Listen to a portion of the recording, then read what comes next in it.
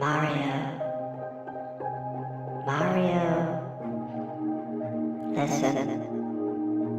Obsidian's Abyss has created an automated system across dimensions and worlds, where puzzle pieces are connecting, slowly working toward one goal. There are 12 items in this world, each with a unique power and nightmarish side effect. They were meant as gifts of chaos to further divide and collapse cities. The Aes Sidhe weren't always in the Order of Light, not always in league with the Elders. Before the Shadows came, we were just like any other civilization. We built a model society, but still lived by the same fatal flaw as all the others. What would you do if a power was presented to you? Could it corrupt you?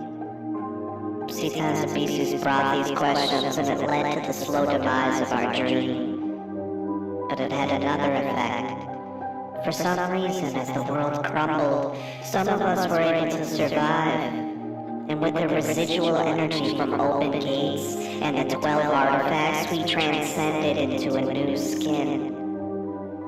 Ellen Trechend was already here, unleashing pain and despair after bursting into our world from one of the large gates. For this world to live on, something had to be done. I saw this, and a vision suddenly projected into my head, strange beings with words as motivation. It was all up to me. I used my mind to envision the artifacts, still in possession of warped souls.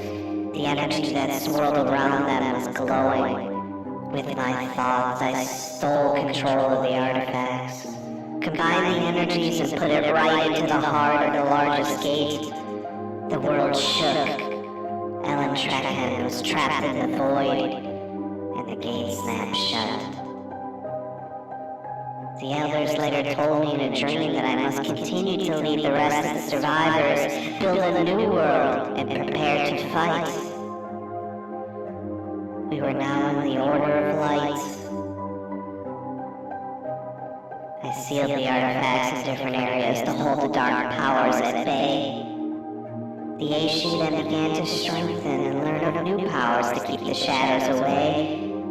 When Obsidian's Abyss disappeared, we believed we had won. The celebration was premature. The plan to imprison the shadows in your dimension failed. Obsidian's Abyss was slammed back into our world with unfinished business. The schism had already begun as energies from the medallion interacted and awoke the artifacts, allowing gates to open once more, weakening the seals so the artifacts could be found once again. The seals are nearly gone now. 6 artifacts are in possession of the Dark Ones. A 7th one is already in danger. You and your friends have more at stake than could have ever been imagined. Time is collapsing around us and the walls are cracking.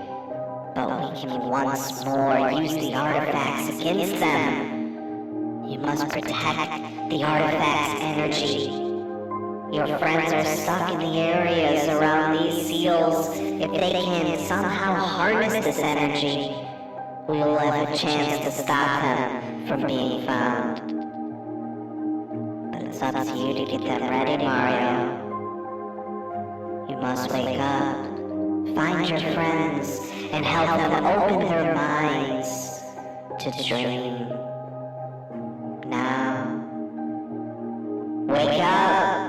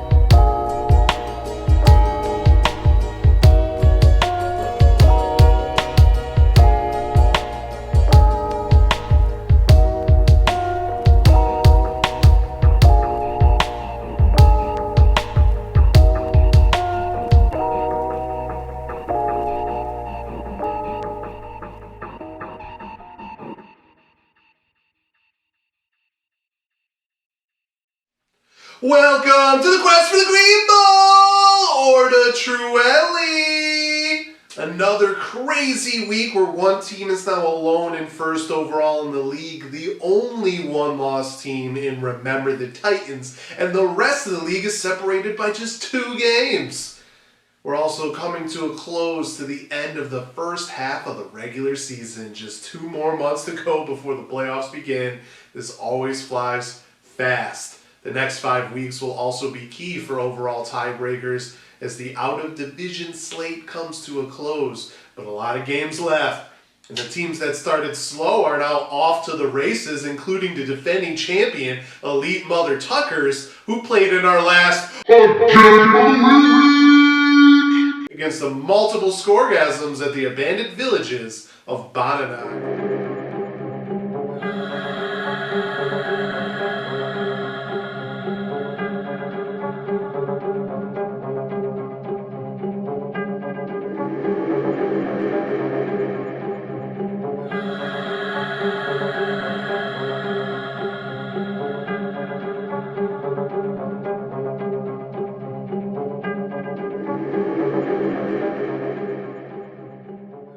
The multiple Scoregasms had too many down games to keep up with the Elite Mother Tuckers in this one. It was a 96.38 to 68.84 loss for the Scoregasms, and this was even with the Elite Mother Tuckers scoring less than in previous weeks.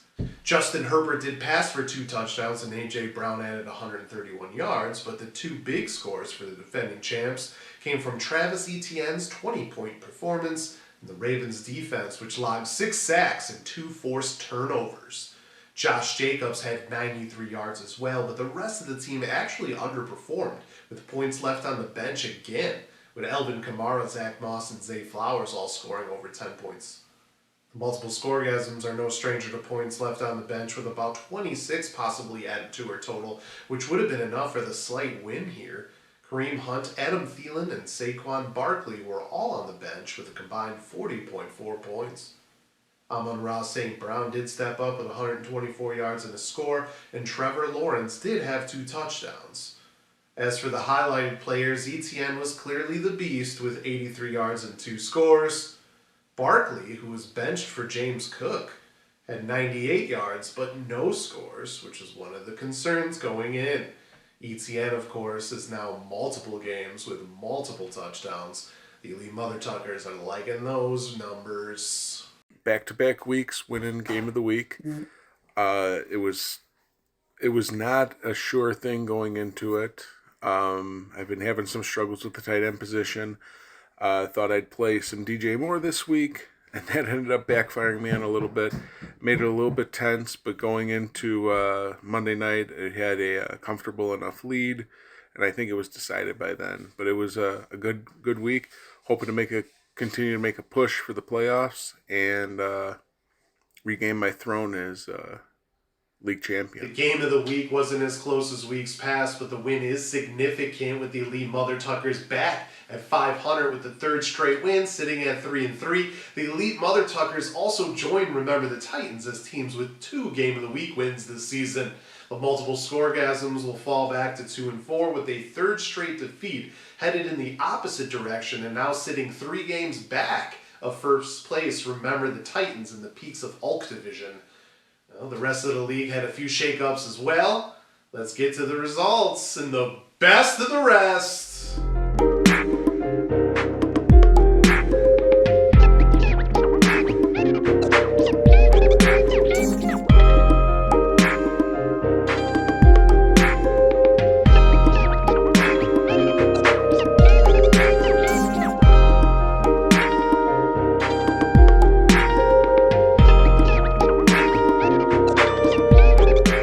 Remember the Titans hosted and defeated Loki Lebowski Thor 85.92 to 48.9 at the Gafta of the Highlands.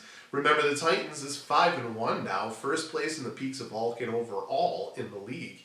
As the lone one-loss team, this is also the 3rd win of the season with under 90 points scored and the 4th win with under 100 points scored. That is some amazing luck. The expected place with the points so far is just 9th, and somehow Remember the Titans sits in 1st overall. Doesn't matter how you get there, just as long as you get that W. Lamar Jackson, DeAndre Swift, Jalen Waddle, and Breece Hall all scored for Remember the Titans in this one. Lebowski Thor had 2 scores by Jalen Hurts, but Hurts also had 3 picks, and that was the lone bright spot. Lebowski Thor falls to 2-4. The Tree of Nani is moving to a new home this year as Air Jordan travel to take on the rival Gashkia Slews and cruise to a 104.98 to 63.42 win. Cooper Kupp is a huge addition to the lineup after he missed the first 4 weeks. He had 148 yards and a score here. Stephon Diggs also added over 100 yards, which is pretty much what he does every single week. And Dak Prescott scored twice. Maher was a kick machine with 4 field goals. My Slews had some wrong choices and perplexing disappointments. Justin Fields getting injured didn't help, as well as George Kittle and Devontae Smith doing dropped player type things.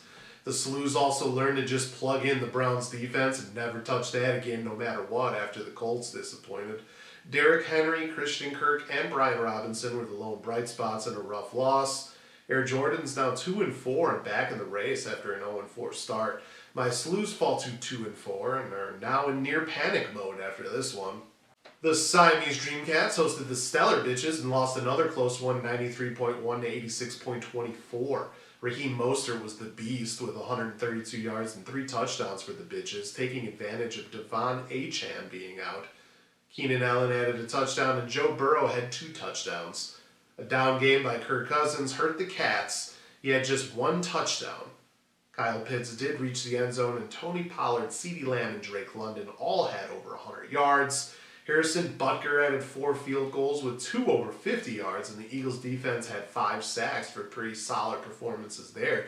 Overall, the one thing that actually hurt the Cats was just not enough touchdowns. The Stellar Bitches moved to 4-2 and are 1 game behind Remember the Titans in the Pizza Alt Division. The Dreamcats fall to 2-4.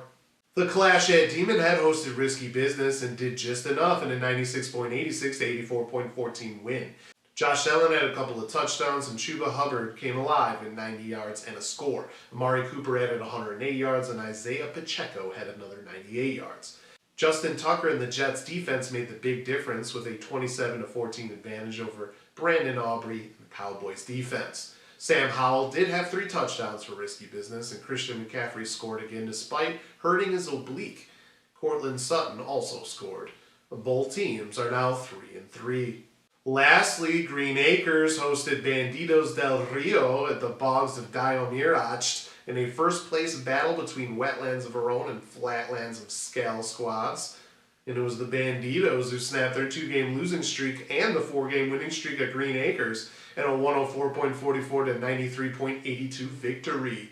The Chiefs' defense had a big 18 points with 4 sacks and 3 forced turnovers. Travis Kelce added 124 yards, and Patrick Mahomes did have 306 passing yards despite just 1 touchdown.